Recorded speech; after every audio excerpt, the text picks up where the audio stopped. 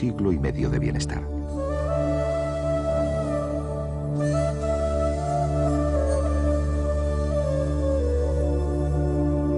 Cuando, tras el incendio de Teher, el imán alcanzó con los suyos el refugio, declaró concluido para siempre el estado de gloria y, en signo de renuncia, abdicó de su cargo, confiando a los doctos la guía religiosa de la colectividad. En adelante, esta debía procurar vivir ignorada, aceptar el estado de resistencia en medio de un mundo corrompido y hostil.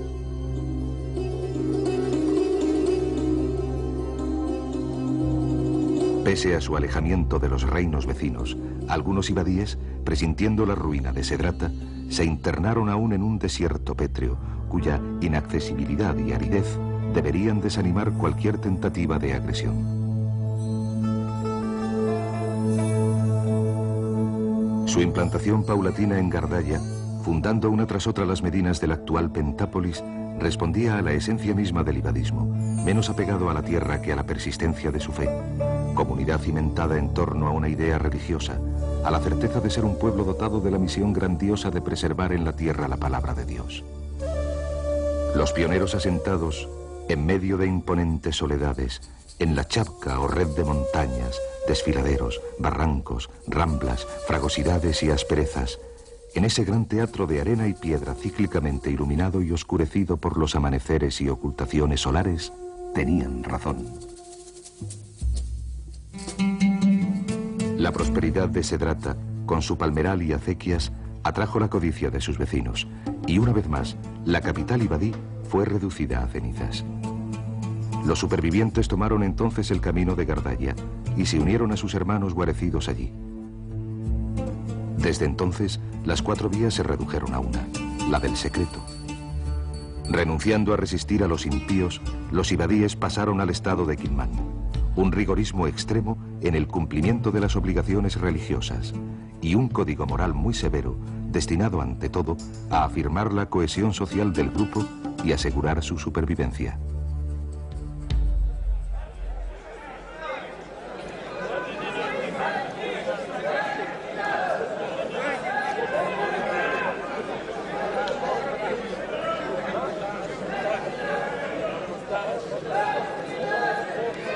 La comunidad mozaví de Argelia funciona interiormente como una teocracia bajo la dirección de un chig y un consejo de doctos denominado Asaba.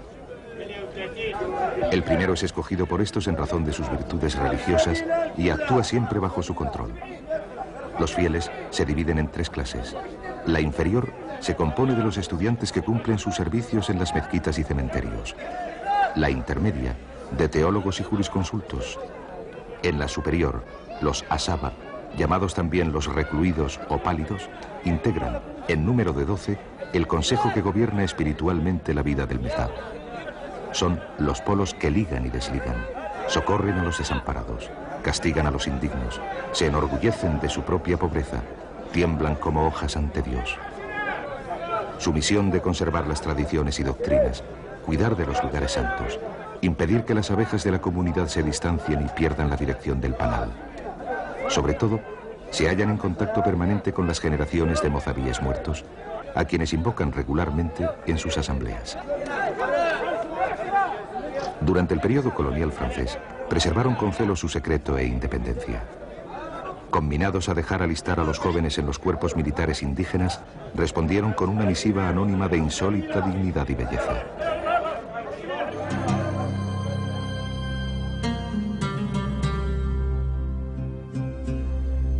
Vosotros decís, oh franceses, que vuestros abuelos murieron y no os comunicáis con ellos. Nosotros, musulmanes, decimos que aunque su carne y hueso se descompongan en tierra, nuestros ascendientes viven y velan por sus hijos. Son como el león en el bosque que cuida de sí y su territorio. Devora a quien le quiere atacar. Nuestros antepasados os dicen, el gobierno que aliste un solo mozaví en su ejército perecerá. Este mozaví no se someterá sino a la fuerza o será un renegado. Y no puede procurar provecho a nadie el que vende su religión y a sus hermanos. Esta carta no emana de sabios ni de jefes, ni de ricos, ni de funcionarios. Es obra de débiles, enfermos y cuerpos descompuestos bajo tierra. Los creéis muertos y viven junto a Dios.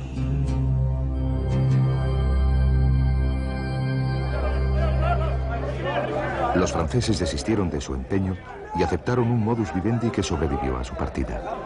El gobierno argelino, gracias a la intercesión de la burguesía mozabí, implantada en las principales ciudades del país, ha admitido un equilibrio inteligente entre su indiscutible autoridad política y el magisterio de los Asaba, tocante a la vida espiritual del mazhab.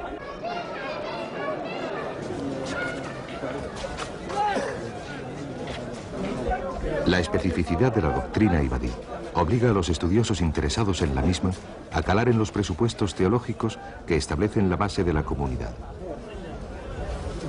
Las normas de conducta, ritos religiosos y mortuorios, hábitat, matrimonio, familia, obedecen en efecto a una concepción global de la existencia consistente en sacralizar hasta los actos más mínimos de la vida cotidiana.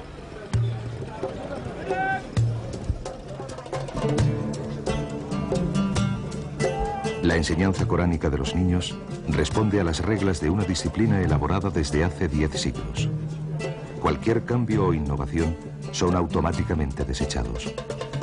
La segregación de sexos se aplica de modo estricto en todos los campos de la vida social. Hombres y mujeres viven en compartimentos estancos fuera del núcleo cerrado de la propia familia. El encierro de las mujeres, especialmente las jóvenes, es inflexible. Sometidas a la vigilancia constante de las mayores, su existencia se desenvuelve en el ámbito estricto del gineceo. Considerado como el polo o imán de todos los deseos impuros suscitados por Satanás, el cuerpo femenino se transmuta en un objeto sagrado que ninguna mirada masculina debe profanar. Así, tendrá que ir cubierto de cabeza a pies, sin otra dispensa que una móvil y fugaz hendidura en provecho de un único ojo. Tal ocultación se practica no solo en el mezhab, sino también en los restantes reductos ibadíes de Omán, Yerba y Jebel Nefusa. Siluetas informes y espectrales, como surgidas de algún sepulcro, estas discurren silenciosamente siglo tras siglo, como sombras errantes, por el laberinto de callejas empinadas de Gardaya, Melika o Ben Isgen, rasando paredes y muros.